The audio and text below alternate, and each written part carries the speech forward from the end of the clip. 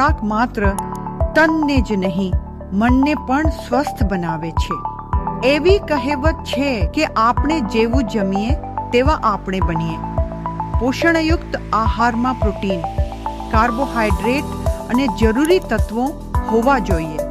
હું માયા, મંજુલા પૂજા શ્રોફનો અવતાર. દૈનિક ધી 1 મિનિટનો એવો વિચાર કે જે આપની માનસિક, શારીરિક અને આધ્યાત્મિક ભાવનાઓ વચ્ચે સંતુલન જાળવવામાં મદદ કરે છે.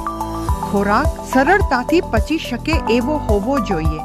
સફેદ રંગના ખાદ્ય પદાર્થો જેમ કે ખાંડ અને મેંદાથી દૂર રહો.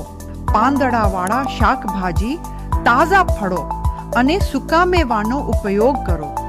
પ્રોસેસ્ડ ફૂડ, વધારે ખાંડ અને ચરબીયુક્ત ખોરાક લેવાથી શરીરમાં સોજા, આંતરડાની સમસ્યાઓ અને અન્ય સ્વાસ્થ્ય સમસ્યાઓ ઊભી થઈ શકે છે.